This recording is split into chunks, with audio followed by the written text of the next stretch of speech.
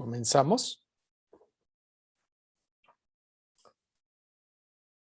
Bueno, buenas tardes. Les damos la más cordial bienvenida a quienes han participado cotidianamente en este ejercicio de interlocución y también a quienes nos están siguiendo a través de alguna de las redes de comunicación digital.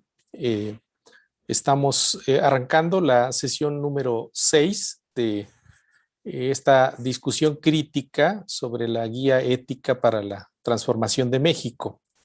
El día de hoy tendrá lugar la sesión 6 que tratará los temas que están ordenados en el número 11 de la igualdad y el número 12 que es de la verdad, la palabra y la confianza. Tenemos la enorme satisfacción que nos acompañen dos compañeras, colegas muy comprometidas, ambas en el terreno de el acompañamiento y la conversación con las luchas y las transformaciones sociales de nuestro país. En primer lugar, presento a Vania Pigionut, espero que así se pronuncie tu apellido, quien es cofundadora de Amapola, Periodismo Transgresor, y es también integrante de la red de periodistas de a pie. Y bueno, tiene algunos escritos y crónicas muy interesantes que sirvieron de base para la discusión de hoy. También nos acompaña la maestra María Aide García Bravo, quien es investigadora de la Universidad Nacional Autónoma de México en el Centro de Investigaciones Interdisciplinarias y se ha ocupado de temas que tienen que ver con filosofía de la ciencia y trabajos de discusión sobre los problemas actuales de México. Les voy a dar primero entonces la palabra, le cedo la palabra a Rita Guidarelli, quien leerá el resumen de la sesión anterior. Bueno, hola a todos y todas. Hoy me toca leer el resumen de la sesión número 5 que se llevó a cabo el 11 de mayo de 2021. En esa sesión leímos de Derrida un fragmento del libro El siglo y el perdón, porque se trató fundamentalmente acerca del tema del perdón. Nos acompañó Pilar Calveiro y bueno, también revisamos la tesis 6 y 9 sobre el concepto de historia de Walter Benjamin para hablar acerca de la redención, acompañados de Silvana Rabinovich. Entonces, bueno, lo que Pilar Calveiro nos compartió fue que había una relación clave entre ética y política, igual que una dimensión social y comunitaria del perdón. Ella nos compartió su experiencia como víctima directa de desaparición forzada, como sobreviviente familiar de víctimas y también como testigo en numerosos juicios contra los perpetradores, sobre todo en Argentina. Pilar mencionó que recibió distintas formas de reparación y que perdonó, pero no pidió suficiente ni adecuadamente perdón por sus faltas y errores políticos. Comenzó destacando que la guía acierta al nombrar dos dimensiones del perdón, el perdonar y pedir perdón, y que rompe con la lógica binaria de las sociedades autoritarias en las cuales el que habla lo hace desde una especie de justicia autoasignada en la cual uno perdona desde cierta magnanimidad, pero no reflexiona sobre lo que debe pedir perdón. Otro acierto importante de la guía, en opinión de Pilar, es que al pedir perdón no necesariamente se debe esperar que éste sea otorgado, igual que perdonar no implica el pedido de perdón. No puede considerarse al perdón como una contraprestación, sino que es un principio ético. El perdón es un fin en sí mismo y no requiere del pedido de perdón, como éste no implica necesariamente la obtención del perdón. En algunos casos, pedir perdón puede ser considerado un simulacro de arrepentimiento, sobre todo cuando viene de aquellos que ejercen el poder, como un cálculo político. En estos casos, ya no se trata de un principio ético, que es un fin en sí mismo, sino de un medio para obtener ventajas políticas o jurídicas. No obstante, el reconocimiento público de cualquier falta cometida contra la sociedad tiene un valor simbólico y eventualmente reparatorio, nada despreciable. Perdonar es reparar el daño, recuperar la paz y dignidad de quien lo ha causado, según dice la guía. Sin embargo, lo realmente difícil de perdonar y lo que reclama perdón es justamente lo irreparable, según Derrida. Todo crimen contra las distintas formas de vida en todas sus dimensiones es irreparable, pero es también una de las razones principales para pedir perdón y perdonar.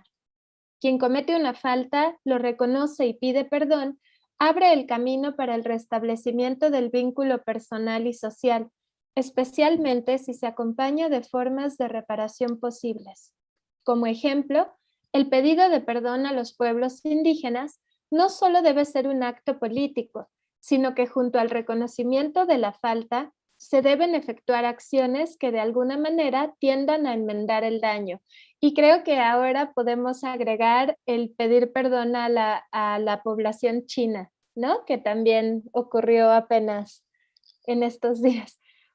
Pedir perdón es un acto de humildad, pues es una forma de renunciar a la posesión de la verdad y la razón perpetuas, a las que nos acostumbra nuestra sociedad, e implica una apertura al reconocernos como sujetos vulnerables ante el otro. Los genocidios, el racismo, las políticas de desaparición de personas son irreparables, pero también son problemas estructurales que nos involucran a todos. Por eso, deben revisarse los distintos niveles de involucramiento, las corresponsabilidades diferentes en estas prácticas que nos interpelan. El perdón no solo no ocurre por mandato, sino que no es ni siquiera un acto voluntario, simplemente ocurre o no.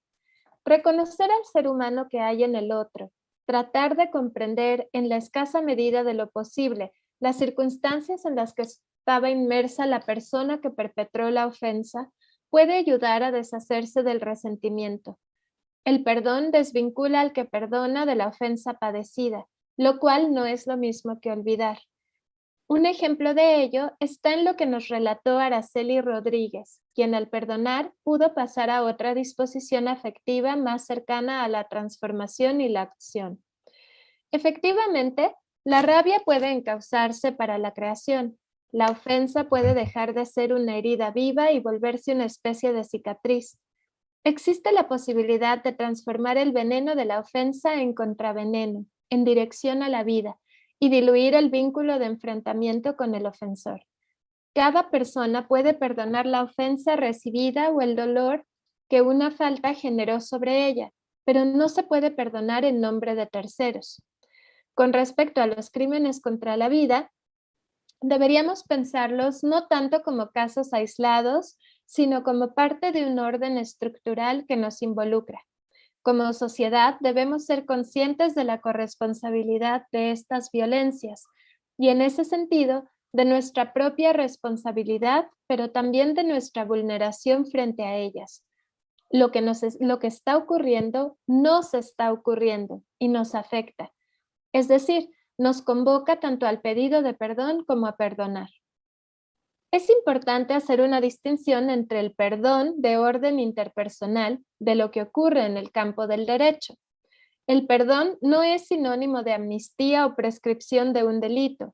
No cancela la responsabilidad social ni los procedimientos en el campo del derecho, como es el caso de los juicios, necesarios para la toma de responsabilidades y para formas de reparación social. Estas requieren del derecho, aunque no se agotan en él, sino que se extienden a otras prácticas sociales y culturales, tanto o más importantes. También podríamos hablar de una cierta ética de la víctima, una responsabilidad de las víctimas para con los otros. Es fundamental que quien ha sido víctima haga el esfuerzo de comunicar su experiencia para hacerla comprensible, que trate de transmitirla para poder procesarla con los otros, junto con los otros, y hacerla socialmente útil. Articular la experiencia personal con lo social ayuda tanto a la víctima como a la sociedad de la que forma parte. Un claro ejemplo de esta posibilidad lo vemos en el relato que nos hizo Araceli en una sesión anterior. Ella, a la vez que sostiene la decisión de seguir levantando el nombre de su hijo mientras viva, a la vez que trabaja en distintos colectivos, pudo comprender, perdonar y seguir adelante con su vida. El daño no te lo puedes quedar para toda la vida, nos dijo, y eso le ha permitido ayudarse y ayudar a otros en las prácticas de reparación. En cuanto a la redención, se señaló que este concepto está muy cargado de contenido religioso, lo cual dificulta la aceptación para determinados sectores de la población. También se asocia con una visión muy limitada de cierto cristianismo, con un fuerte contenido sacrificial. La guía supone una reconciliación a partir del pedido de perdón, pero la reconciliación, siempre difícil, requiere de una mediación y de una asignación de responsabilidades que aún existiendo no la garantizan. Sí es importante afirmar la capacidad de transformación de los sujetos y sus conductas como corresponsabilidad. Las justicias comunitarias nos ilustran al respecto. Relata Lenkersdorf que los tojolabales dicen, uno de nosotros cometimos una falta, mostrando la capacidad de reconocer la necesidad y posibilidad de transformarse mutuamente. Quien cometió la falta y la comunidad que en algún sentido también falló. Se facilita así el restablecimiento del vínculo social como algo muy diferente al castigo individual, que perpetúa el resentimiento. Y bueno, los ejes temáticos que se tocaron en la sesión pasada fueron el perdón como ejercicio de poder. Por supuesta magnanimidad o hipocresía, tanto el pedir perdón como perdonar pueden ser un ejercicio de poder. Si el pedir perdón viene acompañado de otras intenciones y no busca el resarcimiento del daño, es un acto vacío, una simulación. De igual manera, el arrogarse la atribución de perdonar para posicionarse en un pedestal como víctima y para complacerse de tener la razón, tampoco se trata de un posicionamiento ético. Pilar menciona al respecto que puede haber un posicionamiento de cierta autoridad o de posesión de la verdad por parte de algunas víctimas, el cual debe revisarse desde una ética de la víctima. Es importante señalar que la condición de víctima no cancela la responsabilidad social. Segundo eje temático, ver la humanidad de quien cometió una falta. El que daña, daña desde su propio dolor. Hablar del perdón es muy necesario en un ambiente lleno de punitivismo, incapaz de ver al otro como víctima de sus propias circunstancias. Sin embargo, el entenderlo no quita responsabilidad sobre el agravio que se comete. Perdonar es reconocer que hubo daño, es tener memoria sobre los hechos. El castigo, en cambio, consiste en descartar de la sociedad a quienes han obrado mal y perpetuar el pensamiento binario sobre lo que es bueno y malo, los que merecen ser parte de la sociedad y los que no. Limita la posibilidad de creación hacia una sociedad compleja e íntegra. Siguiente eje temático. Los agravios no son individuales, son colectivos. Al ser y estar con los otros, los agravios nos afectan colectivamente. Reconocer esto como algo que nos conecta con otros nos permite procesarlo solo con otros. Las prácticas sociales crean condiciones que facilitan los procesos personales y es con otros que se puede cambiar la dirección hacia la reparación del tejido social. El perdón no se prescribe, simplemente llega o no. Siguiente eje temático, desvincular el perdón del derecho.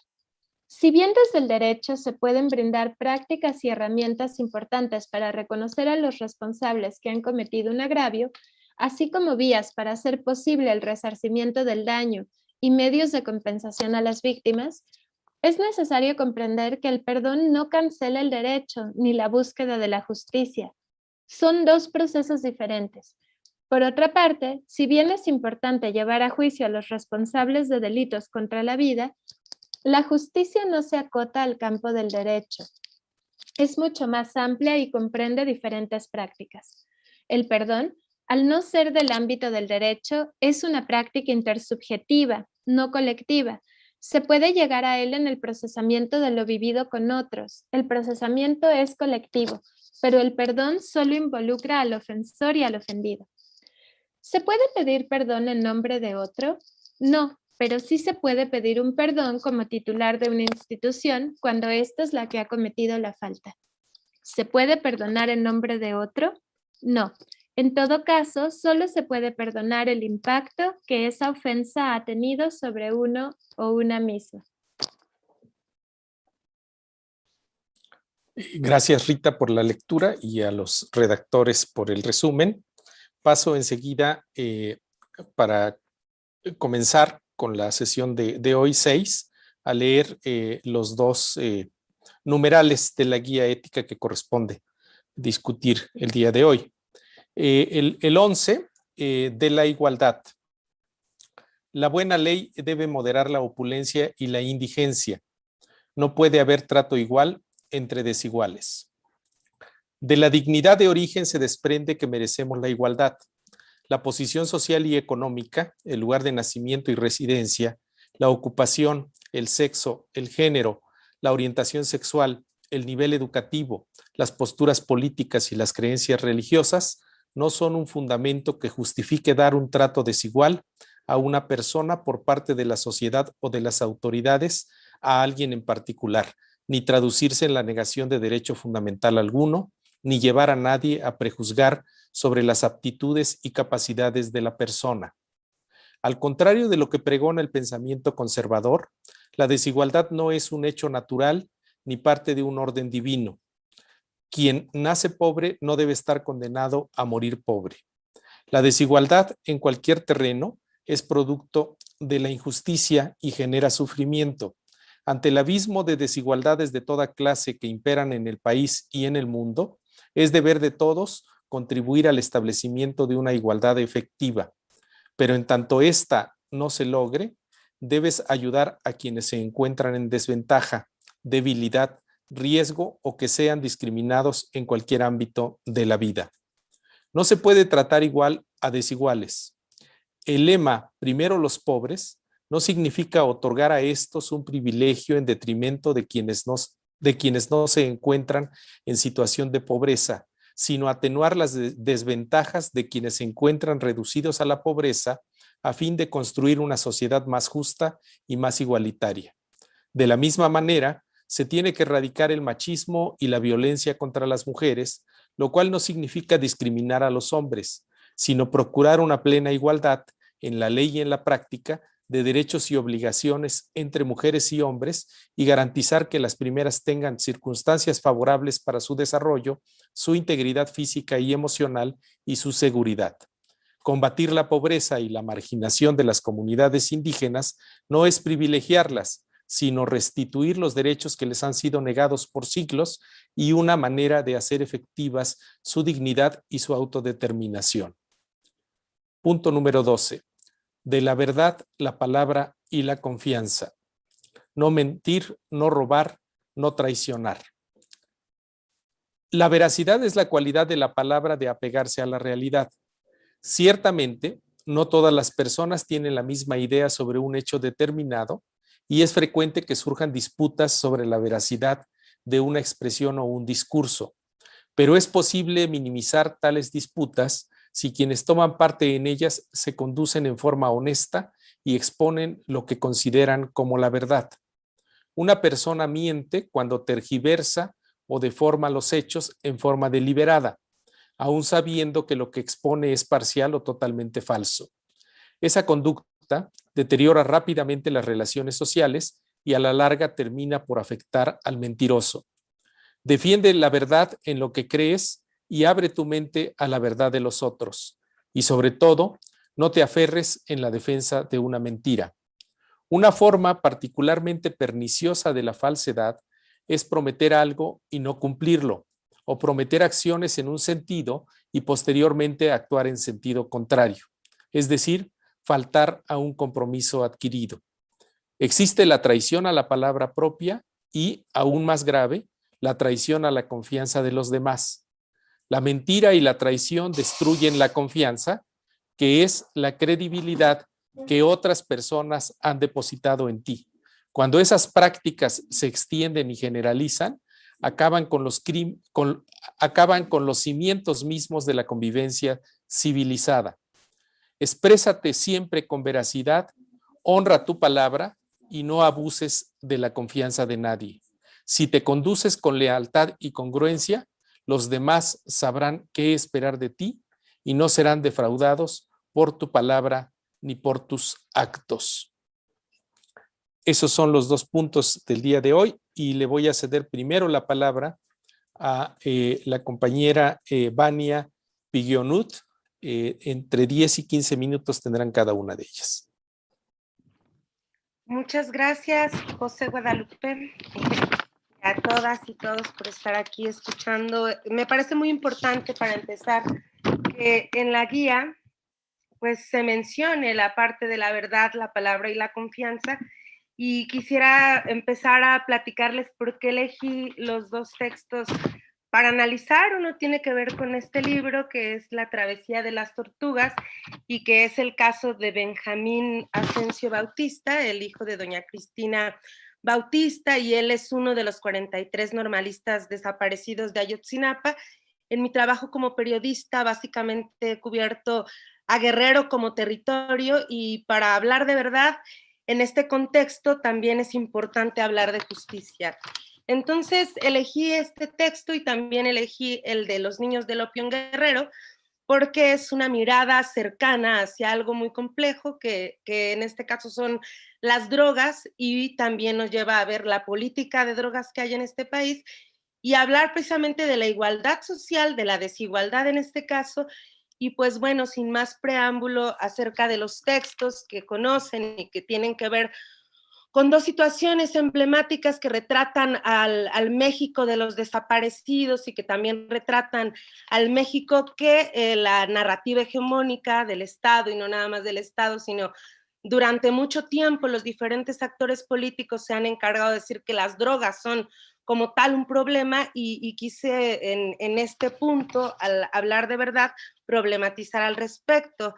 Para mí es importante mencionar que es muy bueno que desde el gobierno federal, desde el Estado, haya una intención de exhortación para tener pues una mejor ciudadanía, y que convoque en este ejercicio al diálogo colectivo.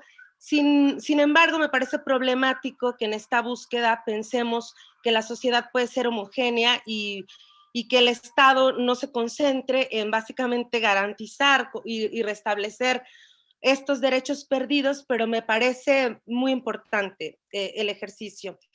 Y plantearlo de una manera colectiva me parece pues preponderante, porque no tenemos colectividades homogéneas, y creo que hablar como del estado de Guerrero nos permite comparar la Ciudad de México, por ejemplo, y ver cómo en estos 2 contextos pues no se puede hablar de los mismos conceptos. Y ya de lleno hacia el punto que me toca comentar, hice algunos apuntes sobre transitar a resolver los fenómenos, primero de la violencia, de la pobreza estructural, y luego pensar en estos diálogos que nos merecen colectividad. Me parece problemática la palabra verdad como está enunciada en la ética, porque para que haya verdad, como lo decía a un principio, debe de haber justicia, y el concepto es muchísimo más amplio.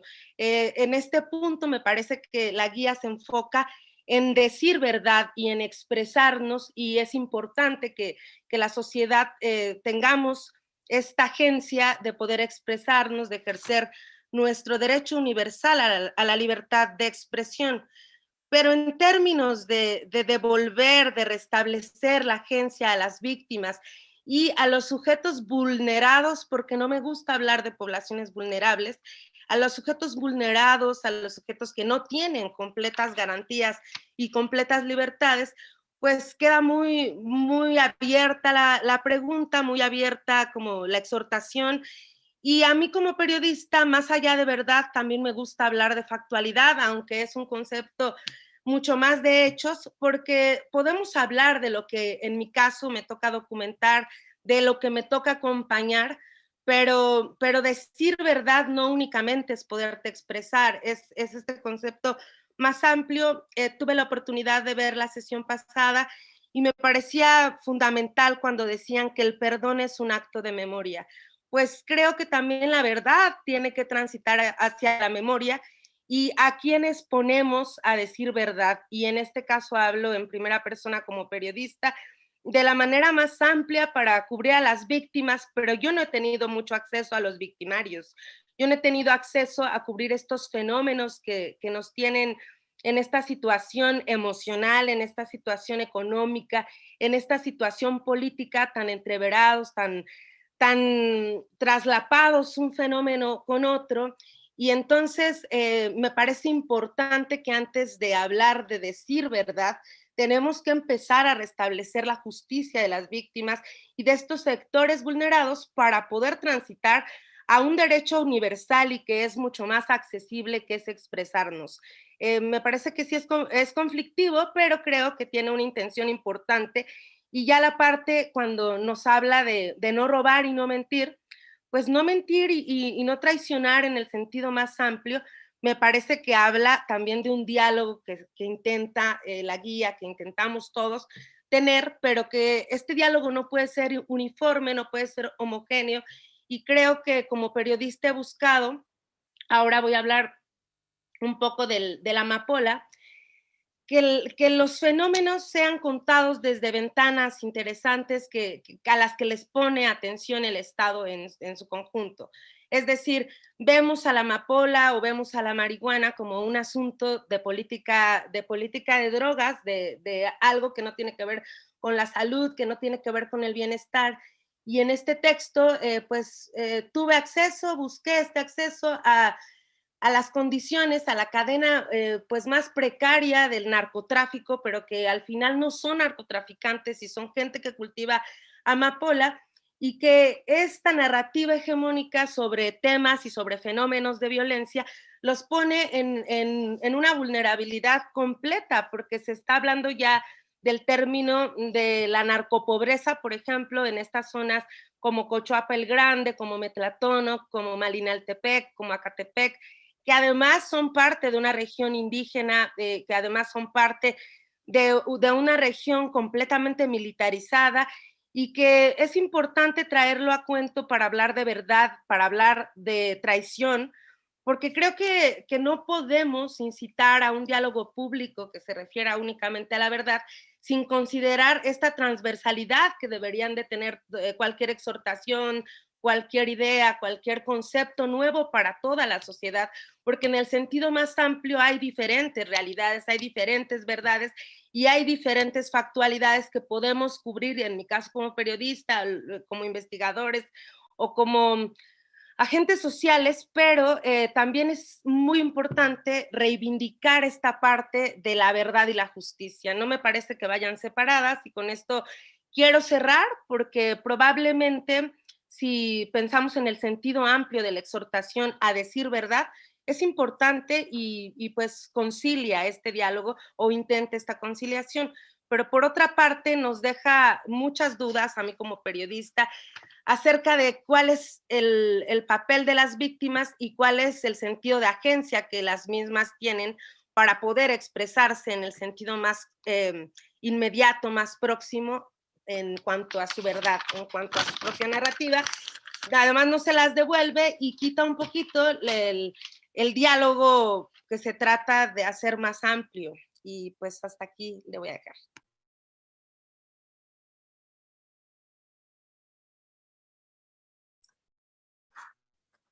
Bueno, muchas gracias, Vania. Ha sido también muy grato escucharte y también leerte. Yo me permití, como luego puedo ser muy dispersa, hacer como un pequeño texto, pero aquí se los voy a tratar de platicar para que tampoco se vea así como una lectura, pero porque si no da para mucho tanto las lecturas como la propia propuesta de la guía. Estos dos principios que hoy nos tocan, considero que son sustanciales y aún a pesar de su brevedad registrada en la guía, es decir, son sustanciales y a pesar de su brevedad intentan dar cuenta de esa complejidad que entrañan. Los redactores han logrado, desde mi perspectiva, justamente dar cuenta de una serie de dimensiones que van aparejadas y que, como ya bien acaba de señalar Vania, sería importante remarcar y sobre todo enfatizar con uno que ya hemos visto y con algunos que veremos después, como el de la justicia, y que se correlacionan, y pensaba yo cuando leía la guía, con dos principios que se exponen y abordaremos más adelante, el 17 de la riqueza y la economía, y el 18 de los acuerdos, porque están en relación con la cuestión de la verdad, me encanta la palabra factualidad que acaba de exponer Vania, y de la palabra y la confianza. Y claro, es un desafío enorme porque es una invitación a pensar, sin olvidar la historia, cómo producir una novedad histórica, cómo tejemos en conjunto una cuerda, diríamos, de todos los colores, incluidos los colores que todavía no existen. Voy a ir como por partes, entonces ahora voy a abordar el de la igualdad. El principio registra en la redacción el vínculo entre igualdad y dignidad, de la que también ya hemos hablado, y reconoce la dignidad de origen, es decir, ese principio consignado por la ONU, luego efectivamente, digamos, de la Segunda Guerra Mundial, y expresado de variadas maneras en casi todas las formulaciones jurídicas del mundo, conocidas como constituciones. Todos nacemos libres e iguales. En el principio está consignada también la asociación entre desigualdad e injusticia. Esto que muy bien Vania acaba de señalar y que en sus textos se expresa de una manera muy cruda. Ese es un punto a favor, así como señalar la imperiosa necesidad de construir una igualdad efectiva, más allá de la ley, de los discursos, de los buenos deseos, lo que nos llevaría a que esa repartición de la que estamos hablando, material y espiritual, redistribución y construcción de la igualdad, no les va a gustar a los de arriba, tal como vemos que sucede. Y por supuesto, hace énfasis el principio en la igualdad entre hombres y mujeres, aunque faltaría incorporar a todos quienes no se sienten incluidos en esas categorías. Y por supuesto, aborda la restitución de los derechos a pueblos y comunidades indígenas. Ello implicaría, pienso yo, no solo reconocer el legado de la colonialidad en la política y en la economía política, sino que tendría que tener consecuencias factuales, diríamos con Vania ahora, que sería el apuntalar del ejercicio real de los acuerdos de San Andrés. Habría sido deseable tener en las lecturas el artículo de Silvana sobre las enseñanzas del migrante de San Quintín, porque en el núcleo o corazón del principio de la igualdad está la frase ya harto conocida, abanderada por el presidente, no de ahora, sino desde siempre en su carrera política, primero los pobres. Silvana en ese artículo anota acertadamente, entre muchas otras cosas, ese desplazamiento que parece sutil en la palabra, pero que es profundo en la práctica. No mi justicia para el otro, sino la justicia del otro. Eso que ahora Vania también nos está poniendo de manifiesto, y que el tan cacareado progreso ha sido su progreso, el de los de arriba, esa élite oligárquica que no suelta el poder, el verdadero poder, el económico, y que antes saqueaba las arcas del Estado a su antojo, y a la que es muy difícil ponerle ciertos frenos, y que se ha logrado a expensas ese poder y ese progreso de todos los demás. Y entonces voy a apuntalar esa vertiente en mi lectura, que me generó en su momento la lectura de Silvana, en los principios del día de hoy. Y también me parecería muy importante, por ejemplo, y quizá no lo voy a leer, pero tender el diálogo con otras propuestas como la de Dussel en su propia cartilla ético-política y en el punto 37, donde él habla de la prudencia que se relaciona con la confianza como virtud comunitaria y hábito de consultar siempre a la comunidad. El sistema capitalista, eso que muy bien se exponía en varias de las lecturas anteriores y que ahora Vania, a ras de tierra, nos muestra sus consecuencias de manera descarnada, desbordando ternura en la historia de Benjamín y en su relevante y sistemático trabajo de periodismo de investigación sobre la amapola en Guerrero, integrado realmente, como ella lo muestra, a la cadena productiva de enervantes en el mundo. O sea, no es una cosa que acontezca y que surja de la nada, sino que está totalmente en ese sistema productivo donde para el capitalismo los enervantes, la prostitución, el armamentismo son los motores de esa economía y de ese llamado progreso.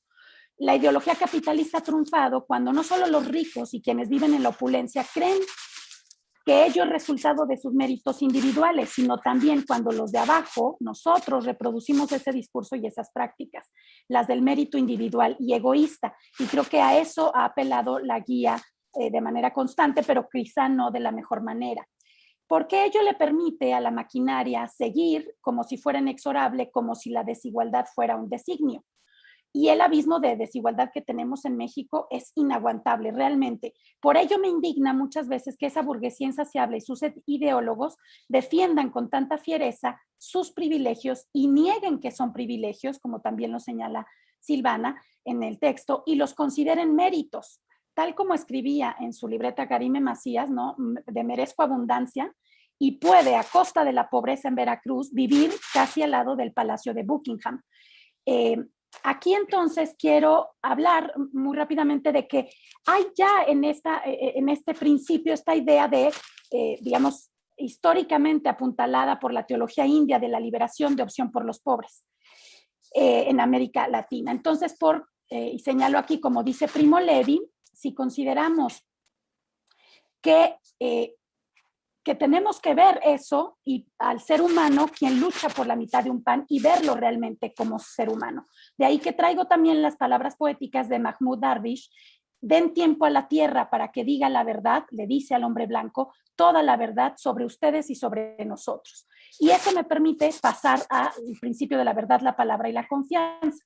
En el mundo de la posverdad es necesarísimo y urgente traer a la mesa a la verdad. Y no porque pensemos que hay una sola y unívoca verdad, al contrario.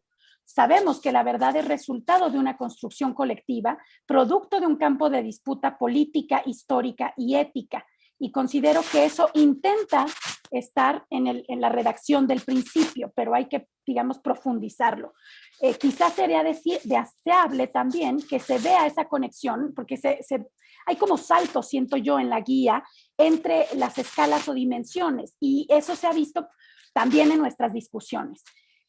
La palabra se aborda poco de manera indirecta, pero es fundamental. Hay palabras, como ya bien acaba de decir Vania, que se escuchan más e incluso nos aturden. Y hay diferentes factualidades y hay algunas que no se escuchan.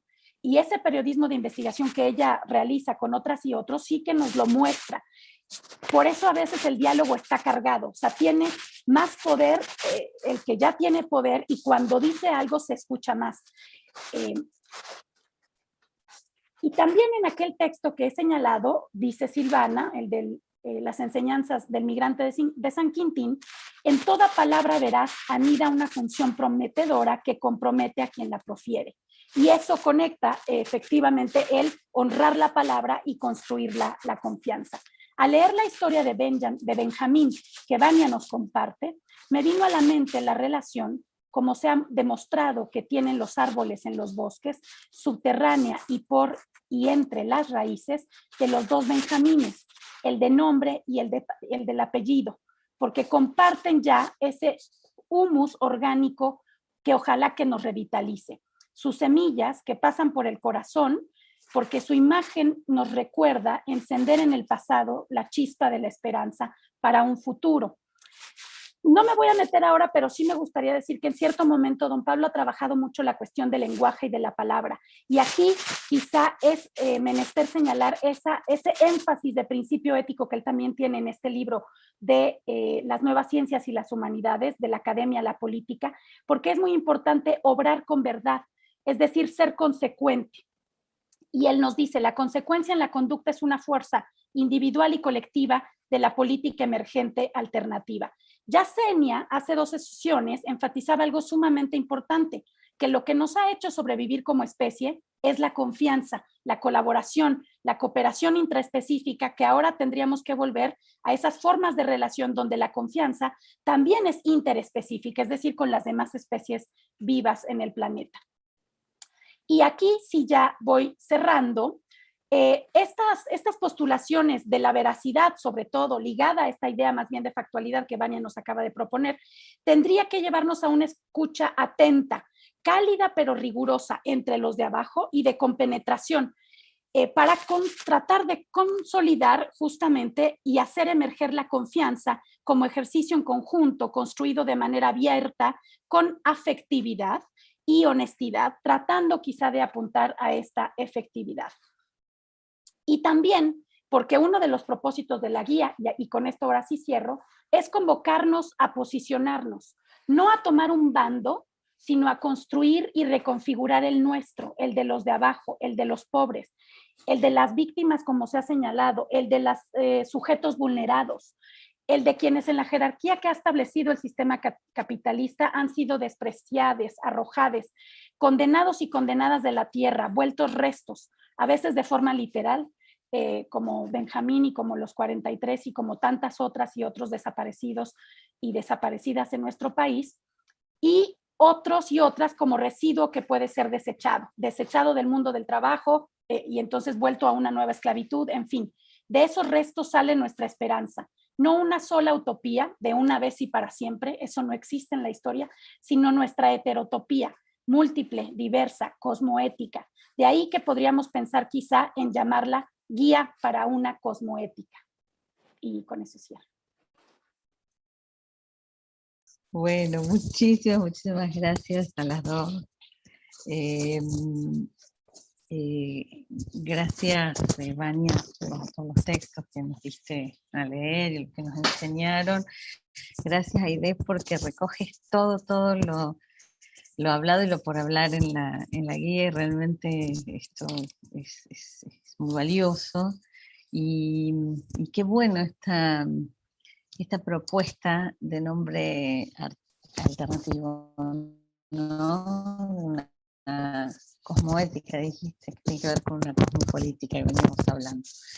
Entonces, bueno, posterior al agradecimiento, esperando que pase el pasmo de todos, a ver quién se anima a empezar con alguna pregunta. No veo ninguna manito, pero sé que después se juntan, así que a ver quién se anima a hacer el primero o la primera.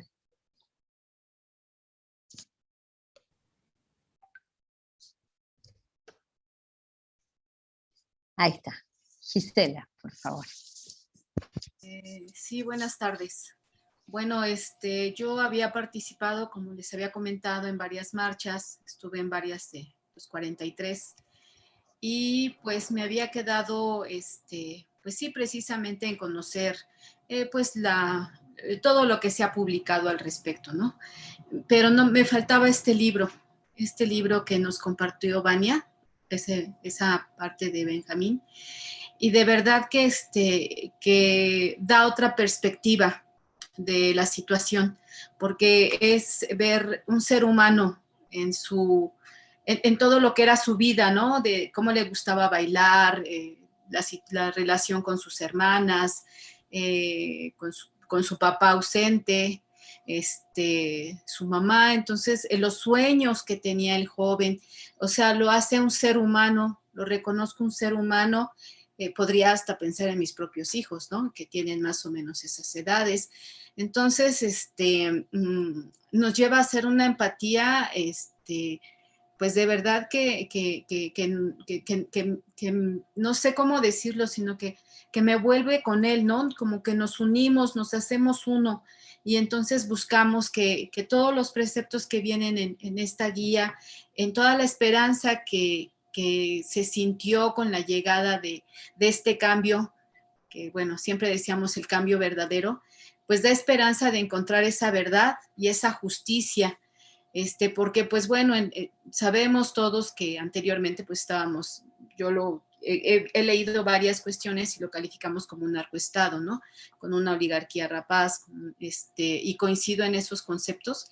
Entonces, estas dos lecturas que nos compartieron, pues nos hace ver seres humanos de carne y hueso, igual que nosotros, con sueños, con miedos, completamente somos uno, nos hace unos, y eso es mi concepto, ¿no? De hacernos uno, no sé si sea este concepto sea el del pueblo, cuando nos unimos en esa búsqueda de justicia, de verdad, y pues son lo que me dejó estas lecturas al respecto. Y me gustó muchísimo la parte última de María Aide, de esto de que debemos reconstruir, no sé, lo tomé aquí como nuestro bando, nosotros que somos los pobres, porque nosotras, y digo un grupo de amigas, andamos en territorio constantemente, y más ahorita, salimos a repartir el Regeneración, estuvimos en la colonia Morelos, antier, y veo personas de ahí de la colonia Morelos que dicen, yo no quiero eso, o sea, por decir un adulto mayor, no es mi propio dinero que me están regresando, y se hace esa separación, y por más que explicamos o intentamos explicar, generalmente este discurso va acompañado de violencia, y me encantó esta parte de reconstruir nuestro bando, de ver de qué manera podemos dialogar para reencontrarnos, para reconstruirnos precisamente y reconocernos ese uno que somos los oprimidos, los excluidos, los que pues mucho tiempo fuimos víctimas de ese sistema neoliberal tan terrible que fue pues el neoliberalismo de los últimos años. Y bueno, el de Peña Nieto, estaba yo leyendo, pues que fue el peor, ya fue la versión, hasta dice ahí la más vulgar, así lo califica, ¿no?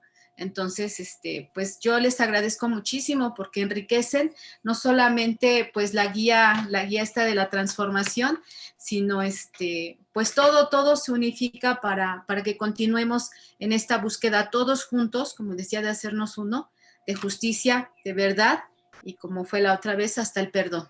Muchas gracias. Gracias Gisela. Rita quiere pedir la palabra, adelante. Bueno, primero quería agradecerles a ambas y en particular a Vania por aceptar la invitación. Y bueno, tenía una pregunta para cada una.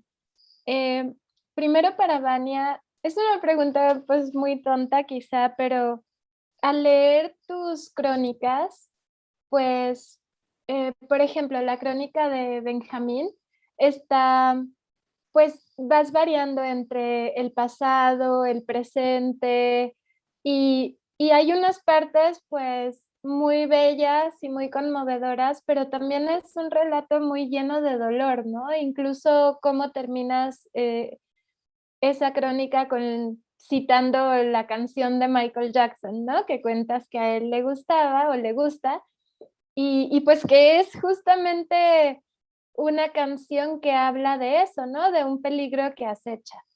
Y lo mismo con los trabajos que has escrito sobre Guerrero y, por ejemplo, el trabajo de los niños en estos campos de amapola, que los niños, por supuesto, ven también la parte hermosa, ¿no? Una flor de lo más bella, con un color impresionante y que quieren traerlo a su vida. Pero mi pregunta es, ¿cómo logras escribir estos textos, sumergirte en las historias de estas personas que tú bien dices que han sido vulneradas y sobrevivir a eso? Esa es mi pregunta, ¿no? Y para Aide, ¿qué significaría una ética, qué, una cosmoética? Una guía cosmoética. ¿Qué querría decir ese término? ¿Y cuál es la diferencia respecto a una guía ética? Bueno, muchísimas gracias. Acá nos anotamos, primero yo y después José, entonces lo mío también iba en la dirección de Rita para Aide sobre la cosmoética, para tratar de desarrollarla un poquito más. Me imagino que vas por el lado de Isabel Stenger en clave ética, pero quiero escucharte mejor, y la heterotopía, ¿cómo la pondrías a trabajar aquí? Y a Vania, me da una curiosidad enorme tu apuesta por la factualidad. Quisiera que desarrolles lo más posible, porque creo que es clave. O sea, cómo circula la palabra veraz, porque sobre la veridicidad, que nada tiene que ver con la comparación de lo que uno dice con el estado de las cosas, sino con cómo uno subjetivamente puede asumir el estado de las cosas y cargarlo, ¿no? Sobre sí, o despojarse de lo que decide. Me parece que es fundamental en esta discusión de hoy la circulación de la palabra.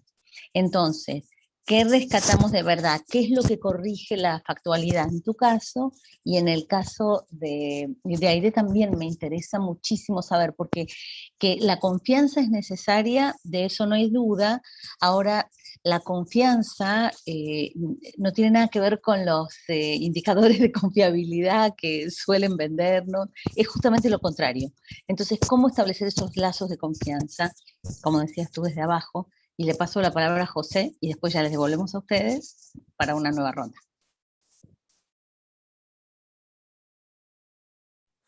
Sí, en primer lugar, muchísimas gracias por las dos intervenciones.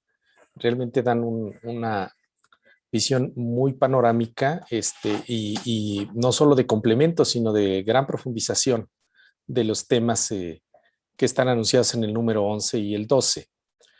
Creo que estos dos principios ya son de los principios que se plantean que, a mi juicio, tienen una muy clara resonancia en un sentido político y en un sentido también de la política, porque son una manera de intervenir en el tema de la relación entre neoliberalismo y posverdad o neoliberalismo y mentiras efectivas, como hacía González Casanova en algún texto que relacionaba el tema de esta especie de inmoralidad propia al neoliberalismo, como el ejercicio efectivo de decir una cosa, pero efectivamente hacer otra. Y eso también está en el plano de la relación que se establece en el 11 sobre la cuestión de la forma legal que encubre la desigualdad material, es decir, la igualdad formal que puede estar encubriendo una completa desigualdad material. Eso es propio del hecho capitalista. Tradicionalmente, en teoría o en filosofía política, tiende a verse al Estado como el poder ante el que nadie puede medirse. Sin embargo, en el despliegue del capitalismo y de la forma neoliberal del capitalismo, estamos ante poderes que no solo pueden medirse con el Estado o con el gobierno, sino que incluso pueden tener más poder que él, tanto en el ámbito alegal o ilegal, como en el de la gran producción capitalista, los grandes corporativos, los monopolios. Creo que la guía, en ese sentido, apuesta a una tentativa de persuasión, cuando dice la buena ley, es decir, el buen gobierno, tendría que, o si tiene la obligación de reducir opulencia e indigencia, dice. Es decir, atender la desigualdad. Pero ante una situación en la cual el gobierno y el aparato estatal, aunque quisiera, a veces no tiene la capacidad de medirse con esos grandes poderes, tiene que acudir a la capacidad de persuasión de los afectados o vulnerados en un sentido indirecto. Es decir, ya no solo a los que son y viven las condiciones de la desigualdad como condiciones de su vulnerabilidad, sino a ese inmenso contingente colectivo, a veces no, que cree que cuando no hace política, que cree cuando manifiesta ser apolítico, no hacer política, pero que es el colchón social, digamos, en el cual la ideología y la forma neoliberal tiende a reproducirse. Creo que esos principios van dirigidos a tratar de hacer esa persuasión. Y con eso concluyo porque ya me estoy extendiendo en el tiempo. Muchas gracias. Por favor, no sé si quiere empezar Vania o Aide. Como quieran. Bueno, a mí me parece otra vez importante darles las gracias porque justamente parte de sobrevivir en estas condiciones de estar cubriendo a víctimas en largos periodos y tener que platicar y además ser muy empática y además desarrollar este concepto de otredad que además en el portal me va a permitir hacer como referencia a Amapola Periodismo. Pensamos en colectivo en una sección que fuese diferente para la cobertura de derechos humanos y pensamos en esta parte de la otredad. Y además agradezco bastante el texto que Aide nos leyó y que además son reflexiones absolutamente importantes. En la parte última, que también retomó ya una compañera anteriormente, de construirnos, ¿no? De tomar en primera persona, pues la capacidad que tenemos como de reflexionar. Yo como periodista reflexiono desde lo que me interpela, pero también desde lo que yo quiero, cómo me edifico, cómo me construyo, no nada más como periodista, me pienso en varios sentidos, como ciudadana, como persona, y reivindico el poder que tenemos de ser agentes sociales, de no separarnos y no tener esta distancia que a veces el periodismo hace intrínseca entre con quienes estamos trabajando, con quienes tenemos este diálogo. Y yo, en el caso del texto de Benjamín, que además se me hizo bellísimo que Aide conjuntara a Benjamin con Benjamín, porque nos lleva a un diálogo histórico de dos personas que nunca se van a conocer, pero que además nos permiten justo ahora problematizar en el hecho de que, por ejemplo, cuando yo escribo una crónica, siempre en el caso de mí como periodista, pienso de quién estoy hablando y a quiénes me estoy dirigiendo, y también en la construcción misma como periodista y lo que necesito explicar, el fenómeno que necesito abrir a partir de un caso específico, y casi siempre ha sido así. A partir de explicar fenómenos, pienso en las historias, y a partir del caso de Benjamín, le hice una carta, pueden revisar los demás textos de los 43 autores, decidimos pues diferentes voces, ¿no? Y cuando Rita habla del pasado, del presente, pues es en esta misma carta en la que yo me dirijo a él y hacia su historia de vida, porque tenemos que hablar desde el respeto.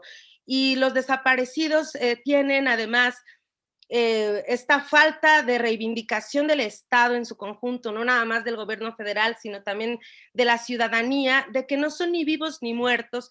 Y nosotros cuando hablamos con víctimas, con familiares de víctimas de desaparición forzada, nosotros, me refiero a los periodistas, tendemos a decir como si ya estuvieran muertos, ¿no? Y cómo era, y hablar de ellos en pasado. Y para mí esta conjugación de presente, pasado y un poco de futuro, porque te lleva a la reflexión de hacia dónde vamos en un mundo, en un país en donde sembramos desaparecidos, en donde hay miles de fosas clandestinas, pues otra vez toda esta reflexión de las violencias, porque no es una sola, son las violencias, de todos estos fenómenos, pues me hacen salir también, ¿no? Y situarme desde el privilegio, desde esta posibilidad que tenemos de estar charlando, que mis derechos no son los mismos que de las personas a las que yo me permiten acceder a sus historias. Y bueno, creo que ya me estoy alargando un poco.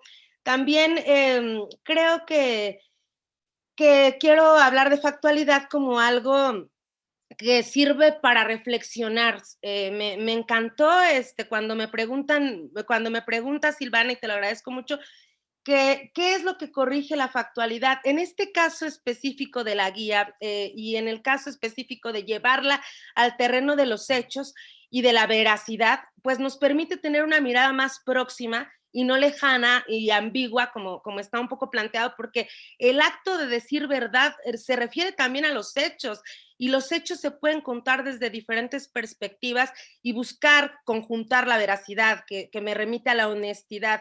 Hablando de factualidad, creo que nos permite hablar de un concepto mucho más amplio, de una reflexión que ahora sí, pues sí nos va a juntar en un diálogo, porque todos podemos hablar desde nuestros hechos y desde lo que nos construye, nos edifica y nos permite este diálogo. Y otra cosa que quiero mencionar es a mí como colectividad, ¿no? A mí como periodista que ha tenido en los 11 años que llevo como reportera, una necesidad de hacer colectividad, pero he entendido que este diálogo con los otros colegas es complicado, y que también tejerla es primero empezar a tejernos y a construirnos a nosotras mismas, a nosotros mismos, a que estos grupos transiten a colectividades eficaces al alcanzar nuestros objetivos como colectivo, porque se rompe a veces cuando no nos construimos de manera individual y queremos darle a la colectividad este peso que como sociedad no debemos de cargar de manera conjunta nada más. Debemos también personalizar lo que nos duele para poder abrazar al otro, a la otra, y ser muy empáticos implica realmente despojarnos de lo que verdaderamente somos y tenemos para empezar a plantearnos otras realidades y otras factualidades también tiene que ver con esto. Gracias. Sí, bueno, muchas gracias por las preguntas y también los comentarios y bueno, me gusta también cuando nos conectamos desde ese sentir, Vania, entonces, pues bueno, fue muy fuerte también para mí, así lo que pusiste, pero sí, bueno, lo que me han preguntado es ahora sí que es el nudo problemático mayor, porque efectivamente quizá esta idea de cosmoética y efectivamente está referida a Isabel Stengers, pero también a esa relación que hace justamente con Donna Haraway y con otra serie, ahora sí, de personajes, de intelectuales que están pensando en múltiples sentidos y a múltiples dimensiones y niveles, tanto del conocimiento como de la política. Esta idea, primero, quizá de descentrar lo humano como lo único en el mundo. Yo creo que eso es fundamental. En la guía está rumbo al final, se deja entrever algunas cosas, pero en realidad no tiene, y digamos, esa fuerza que desde mi punto de vista debería de tener y que ya nos convoca literalmente a desplazarnos de ese centro, ahora sí que de esta perspectiva antropocéntrica. Y luego el segundo es reconocer la estructura capitalista desde el punto de vista que nos pone ante alternativas infernales, lo dice también Isabel Stengers, es decir, entre dos males permanentemente, o sea, no, digamos que está como muy lejos en el horizonte la idea realmente, digamos, del bien para todos. Y entonces, yo creo que para esta serie de mujeres que he citado es muy importante, así como para yo creo que los personajes de los que da cuenta Vania, el construir esa parte metodológica para llegar a ese horizonte. Y ahí entonces se juega y señala, por ejemplo, Isabel Stengers, justo esto que Vania decía, es decir, las disparidades en el ejercicio de la palabra, del poder, en fin.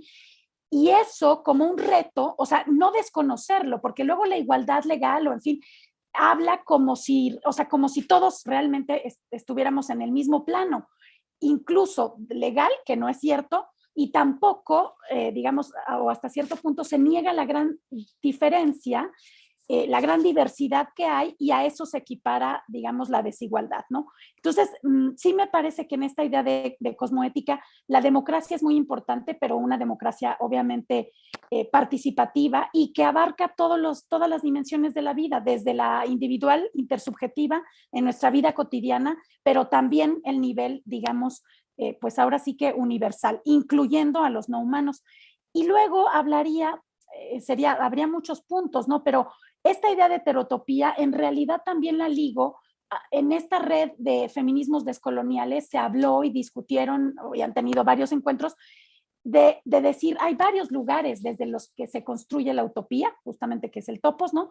Y entonces muchas veces se ha dejado de lado sobre todo ahora sí que las utopías feministas, porque van primero otras utopías. Entonces, ¿cómo construir esta multiplicidad para la que habría que tener, o sea, tomar en cuenta realmente todos esos lugares desde los que se habla y construye la utopía? Incluso ellas ahí hablaban de esta otra categoría que es muy bonita y que siento que se relaciona con la cosmopolítica y la cosmoética, podríamos pensar, y es la eutopía.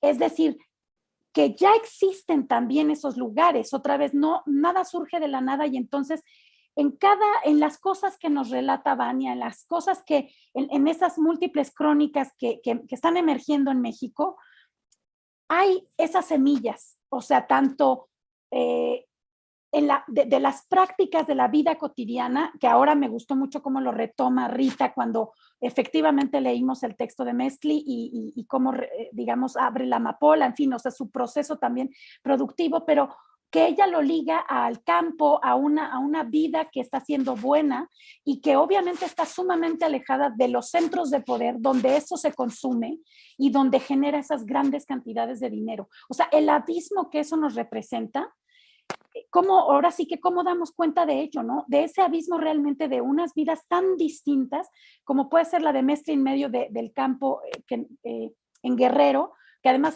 sí lo tenemos, digamos, muy cerca, pues porque Pepe es de ahí y porque justamente toda su familia ha sido de desplazados, pero y cómo, yo creo que la cosmoética lo que apunta es a coexistir en la diversidad, que siempre nos ha representado y bajo el sistema capitalista esta disparidad, digamos, en la repartición. Porque como dice Vania, esta idea de la sociedad homogénea, o sea, cuando a veces, claro, veo las narraciones de lo de Guerrero de Vania, pero pienso también en mi pueblo, en Matehuala, donde a veces, obviamente por ahí también está el trasiego, ¿no? Y todo lo que ello implica. Y hay una serie de cosas que están, o sea, otra vez esta conexión que no pareciera evidente, pero que está, ¿no? Respecto no solo a las dificultades de la vida y lo que se afronta, sino también a esa conexión del capital en múltiples territorios, de donde efectivamente va, digamos, extrayendo, va sacando lo que requiere y que en realidad sí los deja devastados, ¿no? Y a múltiples niveles, no solo lo que tiene que ver, por supuesto, con los enervantes, pero también, por ejemplo, en Matehuala hubo las maquilas, hubo un auge de las maquilas y ahora ya no están más. Y esas maquilas trastocaron la idea, digamos, de las formas de relación, en fin. Y ahora, pues eso, y también es un lugar de mucha expulsión, obviamente, al norte, ¿no? Y que, es decir, que ahora las remesas de las y los migrantes sean la fuente de mayor entrada al país, pues eso también nos habla de estas paradojas que aquí se han planteado y que desde una cosmoética tendrían que ser tomadas en cuenta necesariamente, lo cual parece una tarea gigantesca, ¿no? Pero bueno, yo creo que de a poquito no perder esa esperanza, es lo que podría decir. Muchas gracias. O sea, hasta que se anime alguien, yo quisiera afinar un poquito la pregunta, porque el tema es la palabra y yo creo que es como, este es el núcleo de toda la guía, ¿no? Y nosotros estamos en un momento, ahora hablaban de punitivismo respecto de que habíamos retomado de la sesión anterior y ya también en la previa en la que habíamos hablado de confianza. Y bueno, por un lado está la denuncia, que es una forma de la palabra y es una forma importante, y sin embargo a veces se la trata en este momento, digamos, tan doloroso, tan desgarrado, en el que tenemos que andar saltando de abismo en abismo, ¿no? Porque hablaba de abismo y realmente esa es la impresión, pero parece a veces que nos quedamos en la denuncia, no digo que no sea necesario, es importante, pero es importante frente a instancias determinadas, y como decía Araceli, porque retomaremos siempre el testimonio de Araceli, hay que exigirle al que se le puede exigir, al que puede hacer algo, y no al que no. Entonces hay que saber exigir. Entonces, si no nos quedamos en la denuncia, ¿sí? Esta es mi obsesión porque trabajo en filológica justamente. Si no nos quedamos en la denuncia, ¿qué otras formas de cultivar la palabra tenemos y de tejer? Porque, por ejemplo, cuando Vania decía que hay que construirse uno mismo, y es cierto, Vania, muchas veces uno se pliega a una lucha de todo corazón, le pone todo el cuerpo y le lleva toda la bronca que uno trae por su propia historia, y yo hace rato que digo, no hay derecho a cargar a la gente que está sufriendo con las frustraciones que uno trae de su vida anterior. O sea, lo que uno tiene que traerle, uno tiene que hacer algo con eso, transformar, lo venimos hablando en las dos últimas sesiones, transformar ese daño en algo que nos dé fuerza, dar el paso de la resistencia a la reexistencia y tratar de llevar eso como un pan, como algo para compartir con los otros. Eso circula en la palabra. Entonces, ¿qué forma? Porque Aide habló de la atención cálida, y yo pienso en Malebranche, que dice que es la plegaria natural del alma, y eso es escuchar, y es lo que tratamos de recitar, es eso, ¿no? Es tender el oído. Ahora, ¿qué formas de cultivar la palabra se les ocurre a ustedes que hay después de la denuncia? Porque la denuncia está bien y frente a instancias determinadas, pero ¿cómo hacemos para corrernos? Hay muchas cosas que la sesión anterior, Pilar, yo creo que nos daba la imagen de esta lateralidad, de cómo cuando uno no va al choque, desde el costado uno tiene varios puntos ciegos por los que puede avanzar y puede crear. pregunto en todos esos sentidos, ¿qué hacemos? ¿Cómo nos reconstruimos digamos, de cara a la vida, para llevarle vida al otro, para cultivar esperanza? Y no digo esperanza falsa, quiero sacudir esa palabra de todos los peores sentidos que puede tener, de todos los peores usos que se le hacen. Pero, ¿qué se les ocurre? Porque a mí la factualidad, la heterotopía, todo eso me está como bullendo. Entonces quiero escuchar. Ahí ya tenemos a Laura, antes de que conteste. Gracias, Silvana. Sí me oyen, ¿verdad? Bueno, como siguiendo un poco tu idea, por eso me animé a intervenir. Bueno, primero agradecer a las expositoras del día de hoy, que ha sido muy interesante, muy claro, muy motivador para la discusión que tenemos, sus ideas y sus posiciones. Yo creo que hay cierta tendencia a usar la palabra verdad como un monumento, ¿no? Cuando digamos que ese sentido siempre por eso está ligado como a probar la verdad, ¿no? A eso me quiero referir. Y quizá esa es la idea de esta correlación entre verdad y verdad fáctica como equivalentes, ¿no? O sea, tener pruebas empíricas de un hecho, ¿no? Creo que eso es lo que hace que ese tipo de concepto está muy ligado al plano legal, pero culturalmente me parece que sería útil considerar el concepto de autenticidad, ¿no? Digamos, pensando en Ayotzinapa, Murillo Karam habló de una verdad histórica, ¿no? Que era una mentira evidente, ¿no? Entonces, a mí me parece que, por ejemplo, ahí era medio absurdo discutir las pruebas de la verdad, dado que sabemos, y ahora nos resulta muy claro en estos días, ¿no? Que la justicia está en manos de los poderosos todavía. Por lo tanto, es muy difícil probar fácticamente la verdad. Muchas veces, digamos, creo que Foucault ayuda mucho a entender que el poder tiene que ver con una maquinaria que impide acceder a la verdad, precisamente, ¿no?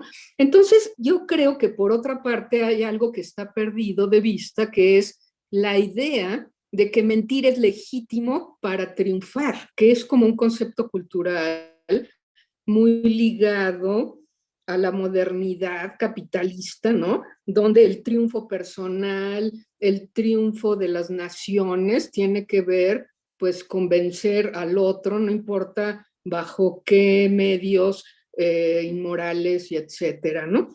Entonces, yo invitaría a recuperar el concepto de autenticidad porque me parece que, y bueno, y ahí podría ser útil la idea de parresía de Foucault, como en ese sentido político, o sea, de una obligación de decir lo que piensas auténticamente sin que eso te obligue a que se pueda demostrar empíricamente. O sea, uno puede equivocarse, puede tener un error, pero sabemos que Murillo Karam no cometió un error. Ahora sí, no me pasé. Excelente. Bueno, creo que volvemos con Aide y Vania en el orden que ustedes quieran.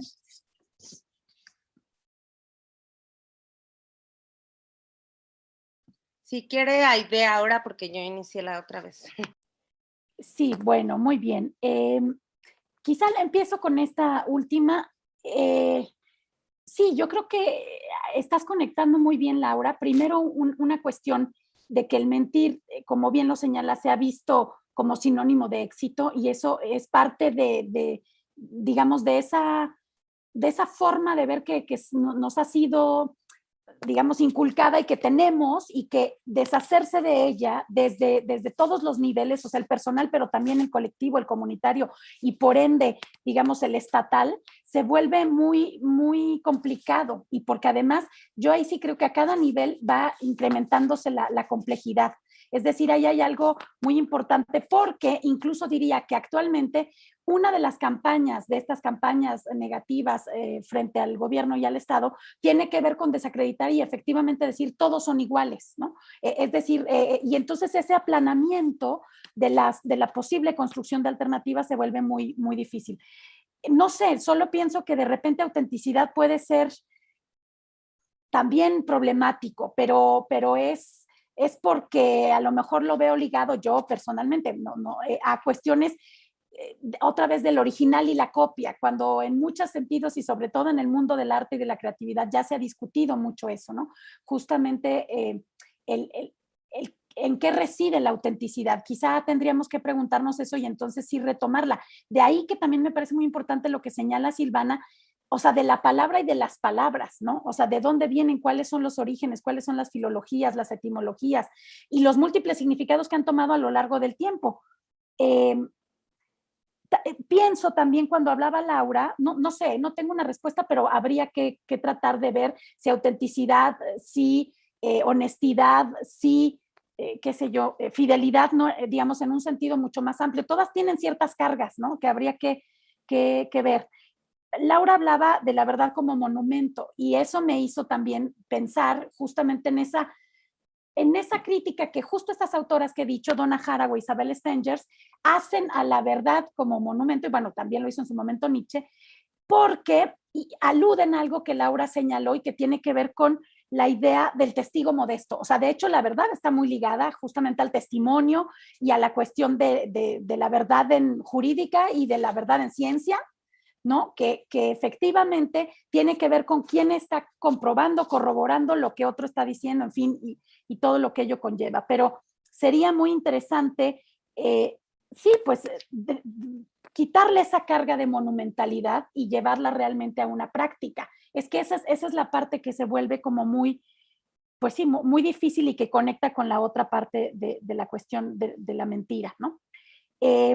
Me parece muy importante, pues es que lo que dice Silvana de cómo pasar, digamos, de la denuncia, aunque yo sí quisiera decir que ahí, por ejemplo, los textos de Vania a mí me parece que no son de denuncia, o sea, y eso es justamente la riqueza de sus textos, entre, digamos, otras autoras también periodistas, en el sentido de que justo no son un panfleto, o sea, nos comparten, nos sensibilizan, nos abren a esas otras historias que son mucho, y yo tenía en el texto esta idea de que eso también fue para mí muy potente en su texto, la idea de portar con orgullo los guaraches, porque efectivamente son signos de pobreza, de ignorancia, y no, o sea, cómo hay también, digamos, esos signos visibles, y a mí me parece que la guía también tiene esa intención, al menos en estos principios, de ligar todos los niveles de la igualdad, y en este caso de la desigualdad, donde el de la discriminación y la racialización han sido muy importantes. En nuestro país, digamos, han sido fundantes justamente, y no solo en nuestro país, en América Latina, y bueno, digamos que en el sur global, esta división de colores en el sentido racial y racialista ha sido fundamental. Pero sí, ¿cómo pasar de la denuncia a la reexistencia? Decías, yo digo, pues es que no sé si hay recetas, y yo creo que en todo caso las tienen quienes lo hacen de facto, ahí sí que, o sea, en la vida cotidiana y en todos los ámbitos y aspectos que tratan de modificar, donde para mí sí hay algo muy importante y es la suspensión de los prejuicios. Es decir, estamos acostumbradas y acostumbrados rápidamente a reaccionar desde ese lugar que pensamos muy seguro. Por eso yo sí decía la otra vez que incluso lo discutíamos con, bueno, ahora no me acuerdo, pero en el sentido del desplazamiento al lugar del otro. O sea, yo sé que eso es imposible desde muchos puntos de vista, desde el psicoanálisis, en fin, a lo que voy es, por ejemplo, en el psicodrama, si uno se traslada al cojín o la persona hace o sea, ese traslado sí para mí implica un rasgo muy importante y que yo creo que ciertas historias, como las de Vania, en fin, y a veces planteadas de esas maneras, sí nos permiten ese traslado que es importante para la cosmopolítica y para la cosmoética, porque si no, hay una incomprensión, hay un actuar desde el prejuicio y desde también los privilegios. Es decir, desde el pensar que toda la gente vive como vivo, ¿no? Y eso ya es, pues creo que fundamental, porque sí creo que eso se reproduce mucho en nuestro país. O sea, que pensamos que el mundo es como nosotros lo vemos y pues no es así, ¿no? Pero bueno, por ahí le dejaría, aunque son preguntas ahora sí que para 1000 años, pero... Bueno, pues yo les agradezco también las preguntas, las reflexiones que a mí también me enseñan y gracias por enseñarme esta tarde también de ustedes. Y yo quisiera retomar también la parte de cómo transitamos a la denuncia, porque esta es una pregunta además que nos hacemos entre varias y varios colegas dentro de nuestro propio quehacer periodístico. Es muy importante para hablar de palabra la denuncia, o sea, como que es básico la nota diaria, la nota del día, esta cobertura diarista de la noticia, para empezar dentro del aporte que podemos hacer las y los periodistas, me parece fundamental. Efectivamente, cuando nosotros tenemos una denuncia, cuando yo tengo una denuncia, creo que he problematizado o procuro problematizar a partir pues de lo que podría parecer que es disímil en esta charla, en esta tarde, pero que tiene que ver con la justicia transicional, perdón. No podemos pensar que en un país de 87,000 desaparecidos, en un país de tantos muertos, de tantas asesinadas, en un país de tanta necesidad de justicia, vamos a tratar los temas de manera individual. No alcanzarían, ayer tenía una clase muy importante con un académico que se llama Jacobo Dayan y él nos compartía esta parte que es súper fundamental y la quiero dejar en la mesa porque tiene que ver como cómo transitamos a la denuncia. Debe ser un camino que nos convoque desde todas nuestras trincheras. No podemos pensar que nosotros o todos vamos a pasar de manera muy fácil de darle esta voz a las víctimas, y a mí no me gusta mucho decir, hay que darles la voz, me corrijo, o sea, de que ellas sean las autoras de su narrativa, si no pensamos en instituciones más fuertes, en que haya realmente esfuerzos para ver los fenómenos de las violencias sin dejar el sentido individual y este restablecimiento individual que debe de haber con las víctimas. Es muy importante el trabajo de Jacobo Dayan y lo pongo aquí en la mesa para que lo revisemos en ese sentido, pero creo que también es importante recuperar lo que nosotros creemos de denunciar, ¿no? Porque también puede ser un ejercicio individual, porque todos no estamos allí, no tenemos a veces la palabra para poderla manifestar, aunque la podamos expresar, y creo que debemos recuperar ese sentido colectivo otra vez, pero primero individual, de pensar en nuestras diferentes trincheras, cómo vamos a transitar en un mejor estado, y esto nos implica y nos interpela pues a todas y a todos. Y por otra parte, me gustó bastante, me recordó a los discursos de Foucault de la importancia de decir verdad. Creo que esta parte debe ser como un pacto, pues sí es muy importante, en donde se enuncia la parte en la guía de interpelarnos a todas y a todos, pero creo que también es importante empezar a ver más allá el concepto de verdad. O sea, creo que hablamos de la palabra, eso es clave, de decir verdad, creo que eso es clave, pero si no llevamos la verdad y ese compromiso a algo más factual, a algo que nuestros hechos nos comprometa a nivel social y nos portamos como actores de cambio, como estos agentes sociales, creo que nos quedaríamos muy limitados en estas reflexiones que son exhortaciones, porque no estaríamos llevando al sentido de los hechos todo lo que estamos reflexionando esta tarde. Entonces yo cierro con esto.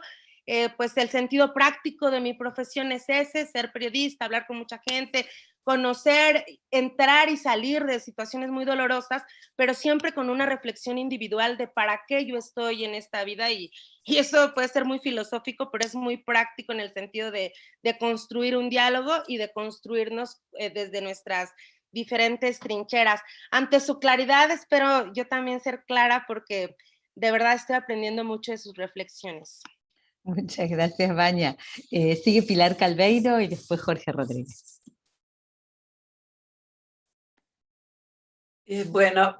Brevemente, yo creo que la denuncia es solo una forma de la palabra verdadera cuando es verdadera. Porque también hay mucha denuncia, y lo vemos en estos días, es clarísimo, que tiene un sesgo de no verdadero. O sea, que se utiliza lo jurídico, lo legal y la denuncia como una forma justamente de palabra tramposa, mentirosa, ¿no? Entonces, en primer lugar diría eso, pero ciertamente hay denuncia que tiene que ver con la palabra verdadera. A mí me parece que la palabra verdadera tiene que ver con aquella que remite a la experiencia, a lo vivido, y que en este sentido, ahí sí tiene una conexión con la factualidad. O sea, hay algo que recupera de lo vivido aquello que uno considera que son los sentidos de lo vivido. Y en ese sentido, la palabra está cargada de un sentido que se trata de transmitir a partir de lo vivido. Claro, eso conecta con el testimonio, pero el testimonio no es solamente una cuestión jurídica, no es solamente un instrumento jurídico, sino desde mi punto de vista el testimonio puede ser esto, de esto hablábamos la vez pasada, o sea, esta palabra que permite recuperar la experiencia de lo vivido y transmitirla, hacer de ella una... bueno, tal vez no está buena la palabra, pero un instrumento social, hacer de ella algo útil, algo que se trabaja con otros, que desde ese lugar que tiene este vínculo con la factualidad y todas las limitaciones de lo que es una experiencia y el sentido que uno honestamente puede darle a una experiencia, esta doble cosa. Hay un vínculo con la factualidad y hay algo que es muy íntimo y muy relativo, pero para mí desde ese doble lugar es que podríamos hablar de palabra verdadera. Muchas gracias. Sí, Jorge. Después va Francisca y después Rita. Hola, ¿qué tal? Buenas tardes a todos. Ahorita con lo último que mencionaban, trataré de articularlo con lo que decía el doctor Gandari y lo que decía Pilar. A mí me parece bien interesante la idea de verdad, porque en algún punto, para una crítica de la violencia, dice Benjamin, que uno piensa normalmente las palabras o el diálogo como un espacio libre de violencia, y él dice que no es un espacio libre de violencia porque siempre está la posibilidad de la mentira. Y no solo por las reacciones que puede desencadenar un engaño, que pueden ser bastante violentas, sino también el mismo engaño resulta otra forma de violencia. Ahora, cuando dicen qué es lo que ata la verdad, a mí me parece eso algo muy importante porque es un problema político bastante actual. ¿En qué sentido lo digo? Lo digo porque, por ejemplo, tenemos un instituto de acceso a la información que debe de garantizar nuestro derecho a la verdad, pero lo hace de una manera muy rara. Existen formas de mentir con exceso de verdad o ausencia de verdad. Es decir, te saturan de datos hasta que no los puedes comprender o no te dan los datos. Entonces, no es necesario necesariamente aportarte información falsa para mentirte. Es otra idea, otro posicionamiento de la verdad. Pienso yo, además de este problema, lo pensaba un poco respecto a lo que decían en una crítica que le hacían en una sesión similar a esta, en el Instituto de Investigaciones Filosóficas, porque una de las críticas que le dirigían a la guía es que no tenía políticas públicas incluidas. A mí me parecía eso interesante porque tiene que ver con lo que decía Silvana, a quién hay que demandar lo que se le puede demandar. Pensaba yo cuando escuchaba eso, bueno, esta guía apenas está intentando caminar y ya le están pidiendo que esté corriendo. Obviamente a partir de eso se necesita lo que decía Aide o Vania, ¿verdad? Sí, Vania, es que no sabía si era Vania o Vanessa. Vania, o lo que decía Vania, necesitamos repensar nuestras categorías como de verdad. Me gustó muchísimo, por cierto, el tratamiento que hace de personas vulneradas porque le da rostro a los perpetradores. Cuando pensamos que es una condición de vulnerabilidad, eso es otro problema que va con la verdad. Sí, justo termino con esto. Cuando se habla de personas vulnerables, se piensa que es una condición natural, que así nacieron y así debe de ser y no hay mucho que hacer. Cuando le das ese énfasis, y es por eso que Benjamin dice que el soberano tiene dos, por uno el cetro de la historia, que es el cetro de la verdad, y por otro la espada, que es justo la violencia. Lo que hay que a veces disputarle al Estado es justo esa verdad y cómo se reconstruye, lo que tú decías con Ayotzinapa, Vani. Pues muchísimas gracias por todo lo que nos han aportado esta vez. Muchas gracias, Jorge. Sigue Francisca y luego Rita Sierra. Y después le devolvemos la palabra a las ponentes.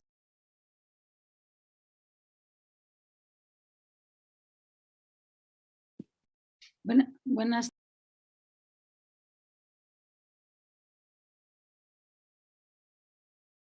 Micrófono. Buenas tardes a todas y a todos. Gracias por la palabra.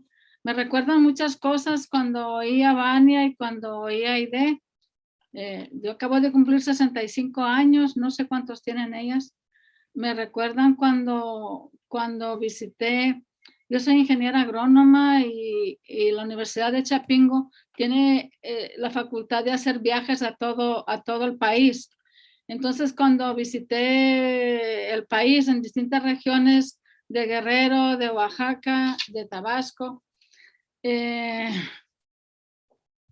siempre me quedaba con la preocupación de cómo, y esto lo digo en relación al escrito que tienes, al escrito que pusiste de las niñas que trabajan con la amapola.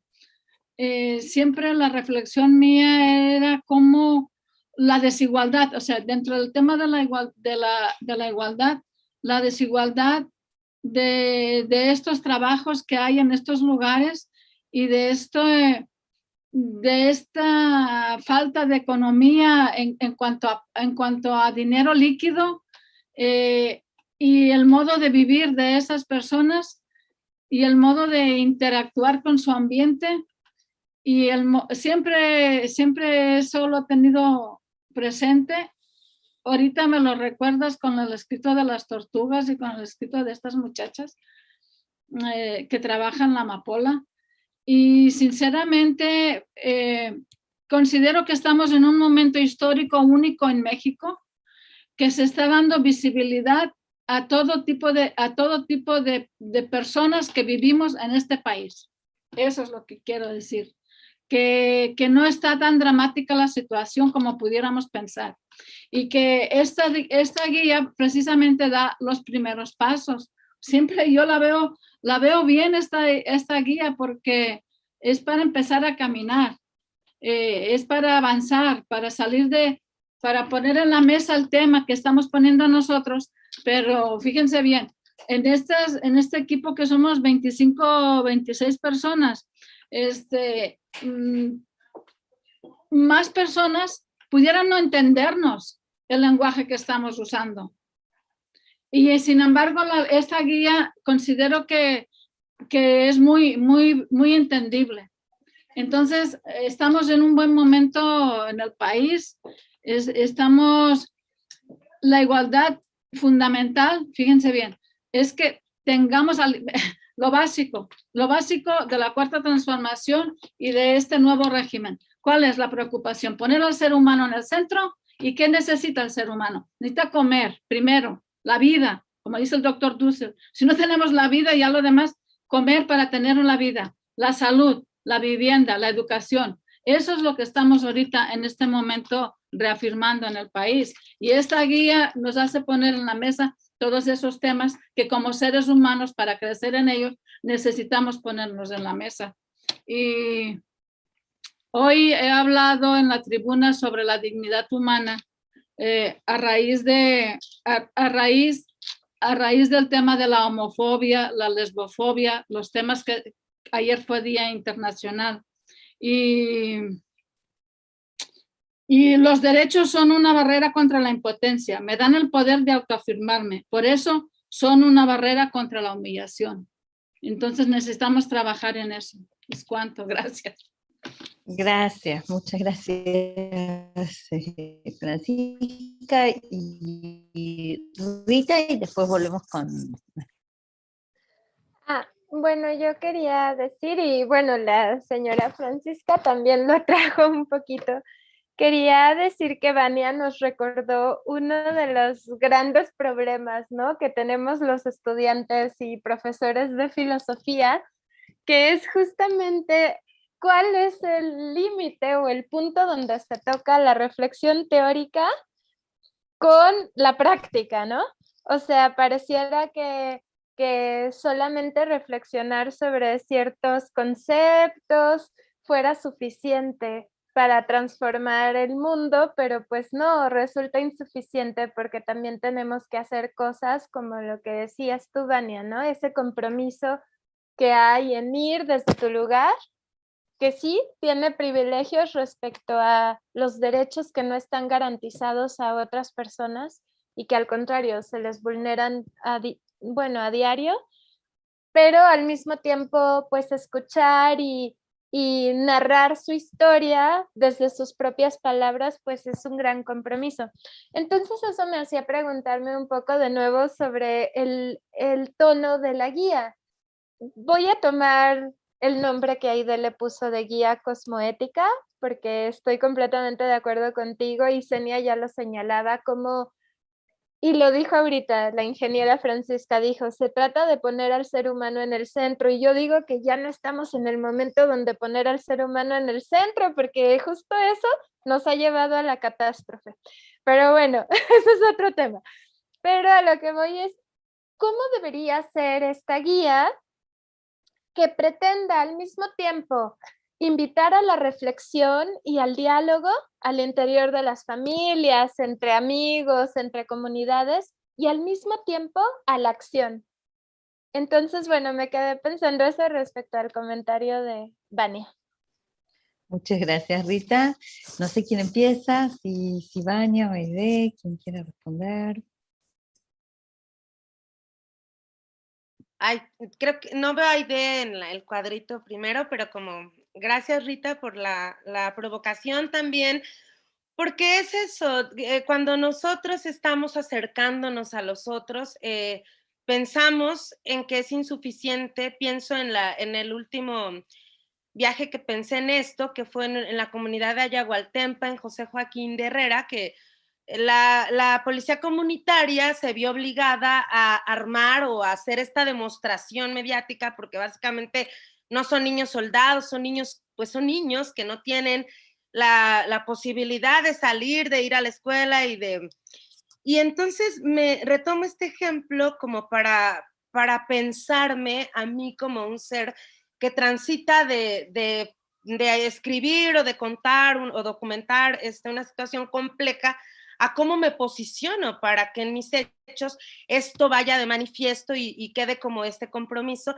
Y pienso en esto de que no nada más voy, pongo la grabadora y platico con la gente. Regreso una y otra vez a todos los casos.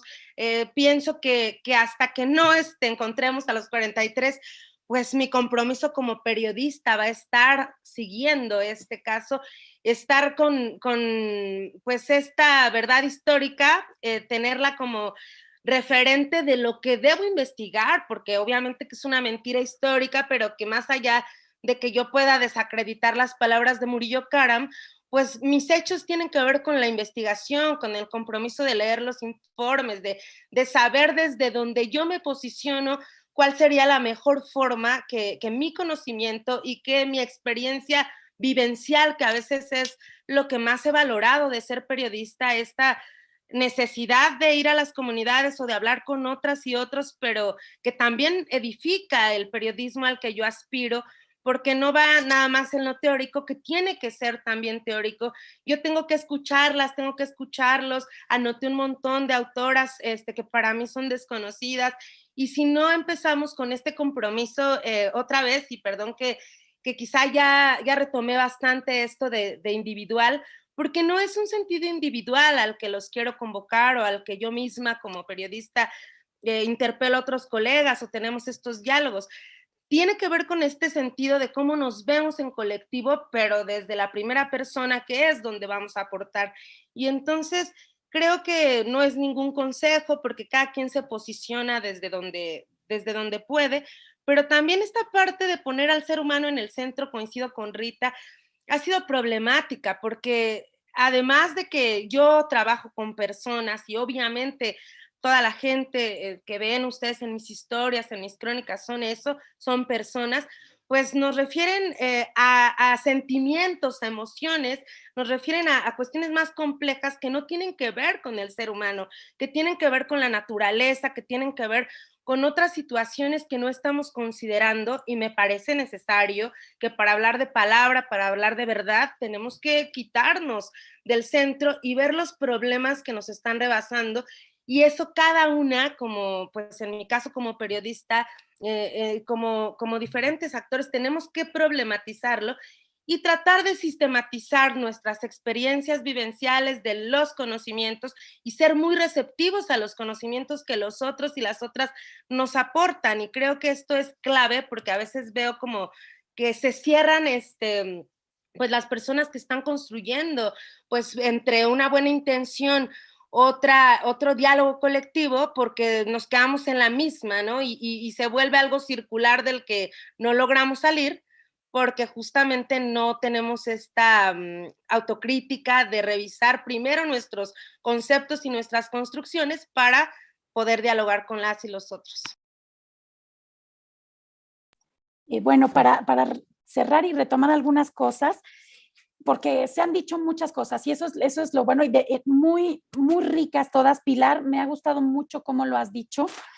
Pero ahí, o bueno, yo lo que quisiera decir, a ver si lo logro, porque habría muchas cosas, pero y retomaría con Isabel Stengers, cómo volver a darle un valor al sentido común.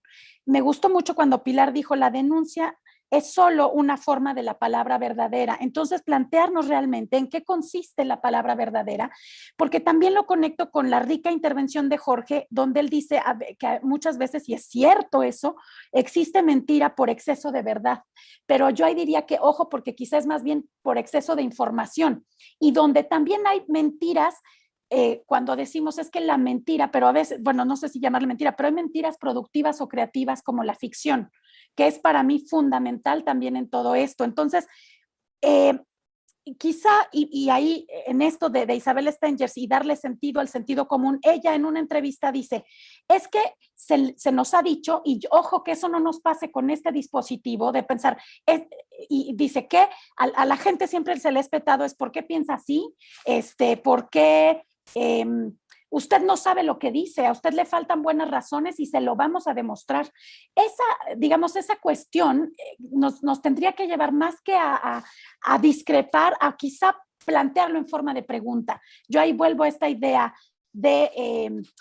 y que entonces justo las posiciones que a veces no nos interpelan más, pero decimos, ay, ¿por qué hace esas preguntas? ¿O por qué dice eso?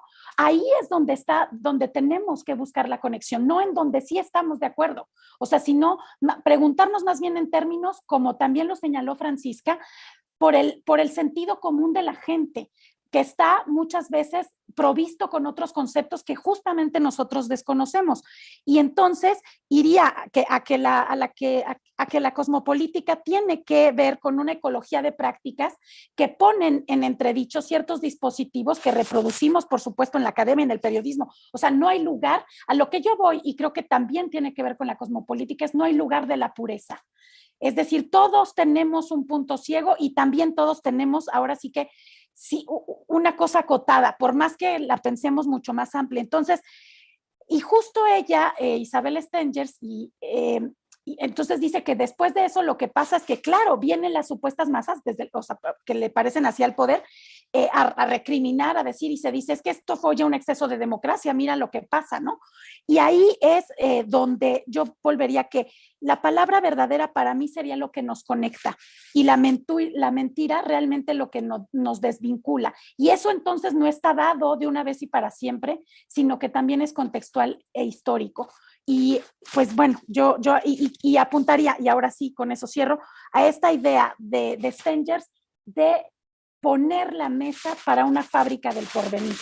O sea, pues no nos toca dar las recetas, nos toca llevar un ingrediente a la receta, pero no, yo creo que eso también es parte de una problemática nuestra y en realidad esto me gusta porque es como una cocina, como un experimento de vernos y también dejarnos como interpelar por esas posiciones que nos parecen muy ajenas. Yo creo que ahí está y cómo nos conectamos con ellas. Ahí está para mí, ahora sí que la parte más potente de esto.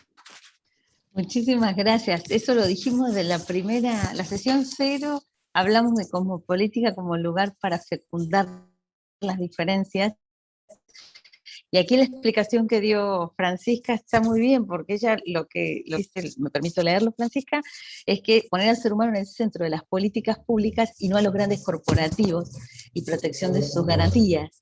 Ahí, claro, por toda esta cuestión de la persona moral, incluso, que le llamamos a los corporativos, ¿no?